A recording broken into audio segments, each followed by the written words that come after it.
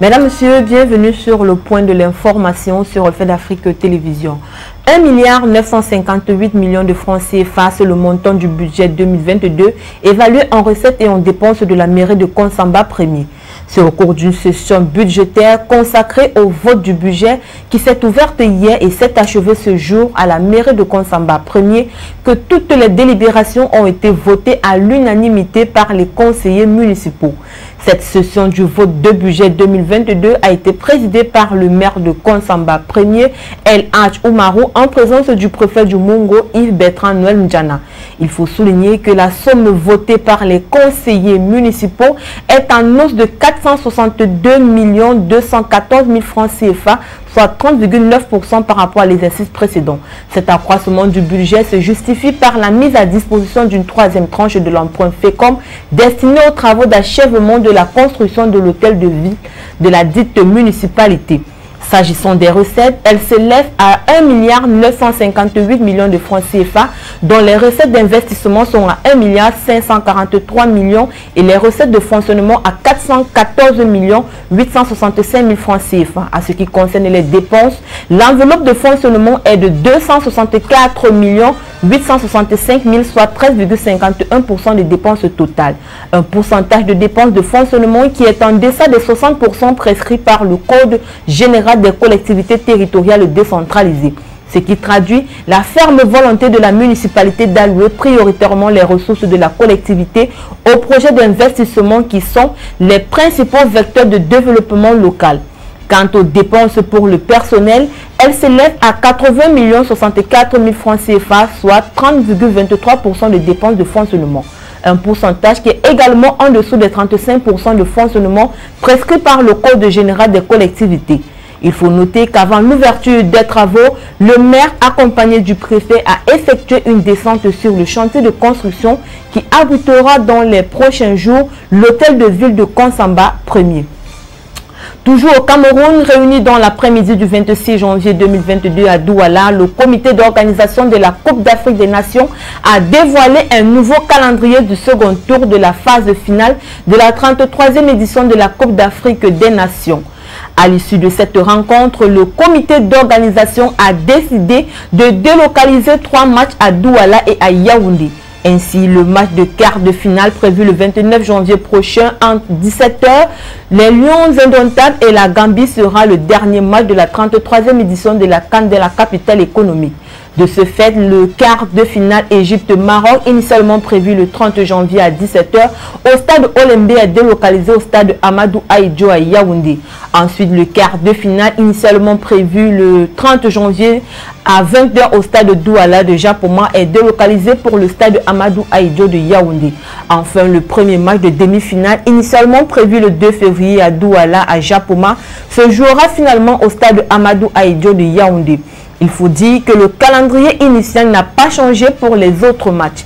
Le stade Omnisport de Garoua abritera son quart de finale le 29 janvier à 20 h. La seconde demi-finale est maintenue au stade Olembe le 3 février à 20 h et le match pour la troisième place du podium maintenu le 6 février à 17 h au stade Amadou Ahidjo. La finale aura lieu le 6 février à partir de 20 h au stade Olembe. Il faut souligner que ces décisions sont la résultante de la polémique sur l'état de la pelouse du stade Japoma de Douala et du mouvement de foule qui a causé la mort à plus de 13 personnes le 24 janvier dernier, peu avant le match des 8e de finale entre le Cameroun et les îles Comores.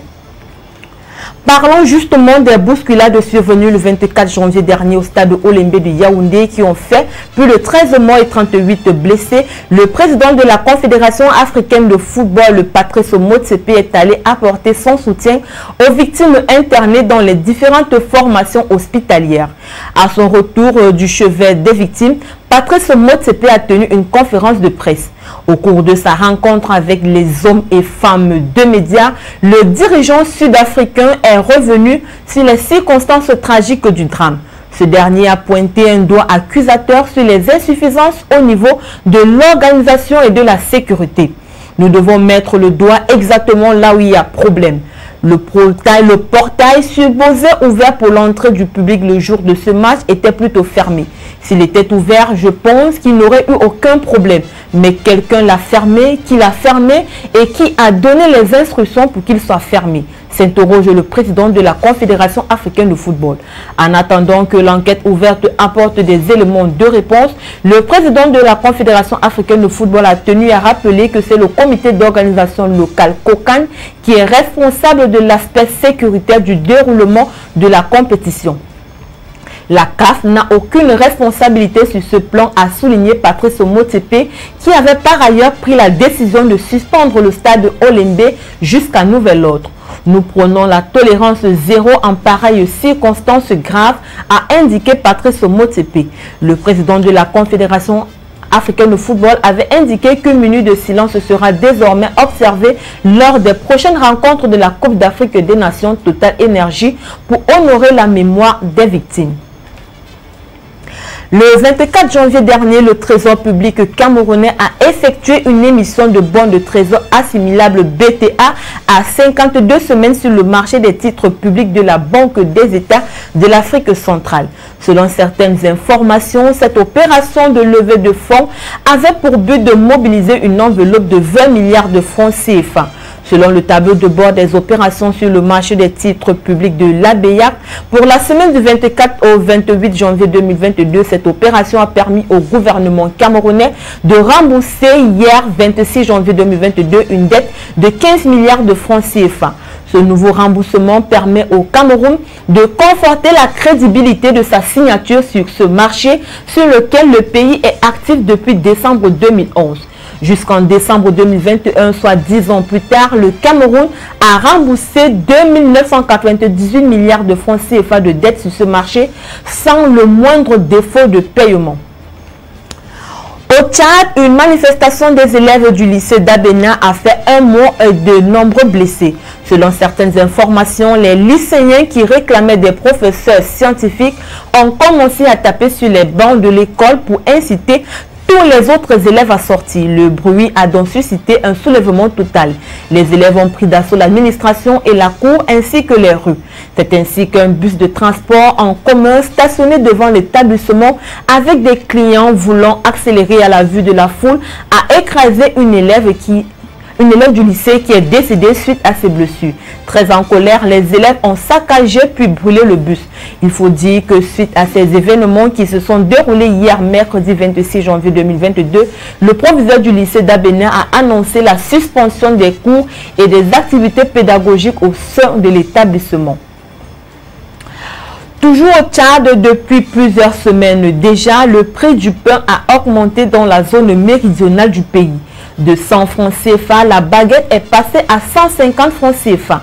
Selon plusieurs sources, la hausse du prix du gasoil serait à l'origine de cette hausse du prix de pain.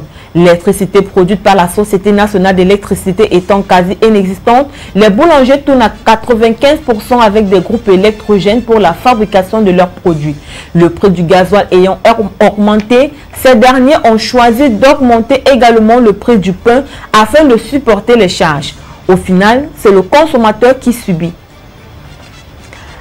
À Khartoum, au Soudan, ils étaient environ près de 2000 personnes à avoir manifesté hier mercredi devant le siège de la mission de l'ONU. Ces derniers s'insurgent contre l'initiative de dialogue de l'ONU qui vise à résoudre la crise politique déclenchée par le coup d'État en octobre 2021. Au cours des manifestations, le rassemblement dénommé soudanais contre l'ingérence étrangère a été suivi par d'autres mouvements politiques et sociaux de chefs soufis et tribaux. Respect de la souveraineté nationale et parce que nous sommes un pays souverain, nous rejetons votre ingérence dans nos affaires intérieures. Tels sont les slogans qui étaient inscrits sur les banderoles des manifestants. Le porte-parole des manifestants Ousmane al-Bashir a déclaré à l'Assemblée qu'il soutenait le Soudan mais s'opposait à l'ingérence étrangère et a demandé au gouvernement d'expulser Perthes et certains ambassadeurs occidentaux qui mettent leur nez dans les affaires du Soudan. L'UNITANS a déclaré sur son compte Twitter qu'elle se trouvait au Soudan en vertu d'un mandat du Conseil de sécurité de l'ONU, mais qu'elle défendait la liberté d'expression et qu'elle avait proposé de recevoir une délégation de manifestants dans ses locaux, mais que ceux-ci avaient refusé.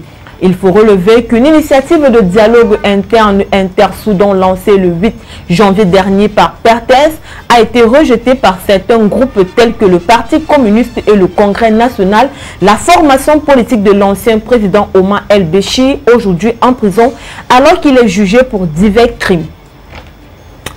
En santé, le Sénégal a connu en 2 jours une augmentation fulgurante du nombre de personnes testées positives au Covid-19. Après 2 jours en baisse, le nombre de personnes testées positives au coronavirus a connu une hausse le 26 janvier dernier. Dans un communiqué signé du ministère de la Santé et de l'Action sociale, 160 nouvelles contaminations ont été rapportées sur 1885 tests réalisés, soit un taux de positivité de 8,48%. Les nouveaux cas positifs concernent 7 cas contacts suivis et 153 issus de transmission communautaire recensées à Dakar et dans les autres régions. Cependant, le ministère de la Santé et de l'Action sociale a signalé que les 352 nouveaux patients suivis ont été déclarés guéris, alors que les 17 cas graves sont pris en charge dans les services de réanimation. Il faut dire que depuis l'apparition de la pandémie en mars 2020, le Sénégal a comptabilisé 84 613 cas, dont 78 000 guéris et 752 guéris, 93 décès. Concernant la vaccination, 1 390 000 personnes ont reçu une dose de vaccin près d'un an après le lancement des opérations, d'après les données du ministère de la Santé et de l'Action sociale. Toutefois, il recommande le respect strict des mesures barrières pour éviter toute contamination éventuelle et collective.